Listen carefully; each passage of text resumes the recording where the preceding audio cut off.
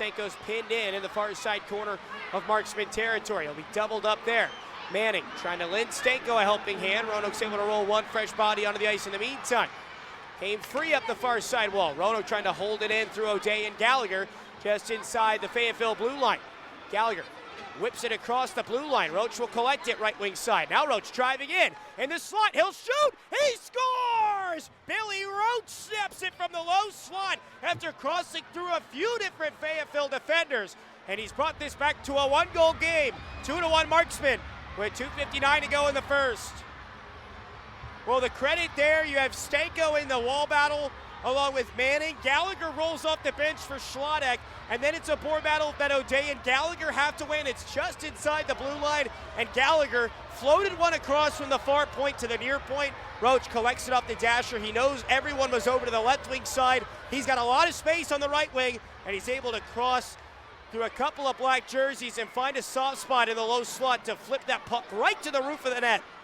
I want to quickly just acknowledge and send our best to the Fuller family, as Mr. Fuller ended up passing away last weekend unexpectedly, and of course, big part of the hockey family in Roanoke, and we definitely are sending all of our best to the Fullers during this time, and we'll definitely miss seeing him out at games at the Berglund Center back home in Roanoke. Right now, the rail yard Dawgs to break up the pass that was intended back for the trailer.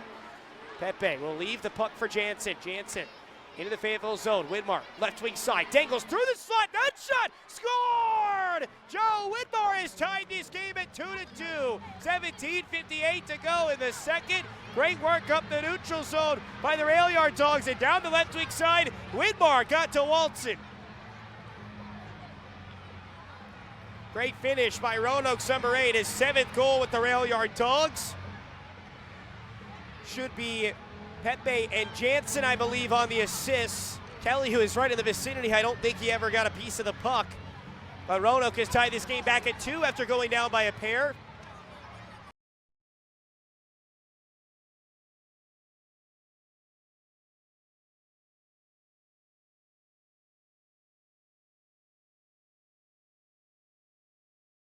The center point, it's Ford. Widmar wraps around above the left wing circle. He'll shoot, tipped along down in front. Kitty scrambling, everyone jamming on it. Widmar able to work it under, and they score! Roanoke on the power play makes it 4-3 as they jump back in front. And it's Jacob Kelly that leads the line for the rail yard Dawgs. 11th of the season for the Roanoke winger as the Dawgs capitalize on their first power play of the game with 10:52 to go in regulation. They're back in front 4-3. It's going to be hard to pick out the assists for that one. Everyone was right on top of the Fayetteville crease. But a good job by Roanoke not to impede Ryan Kinney. There was that phantom goaltender interference that Roanoke got called for in the third period last Saturday, where they waved off the Tommy Municello goal, or Lord knows what. To rest, poked away from him briefly. Municello able to recover it, drops it for Ford. Right wing dot, Ford on his backhand, inside on Kinney. He'll shoot. That one was saved, and then it ends up in the back of the net. They scored. Roanoke has won this one in overtime with 1.1 to go. 5-4. I think it was Municello that stuffed it. A ton of confusion. Ford started to celebrate. It almost looked like when he walked in, backhanded on Kinney, everyone kept scrambling. Then the goal line came on from the goal judge, who a couple of Fayetteville players are now having words with down in behind that net. Only 1.1 to go in OT. Roanoke is going to hustle off back to their locker room and take the second point with them.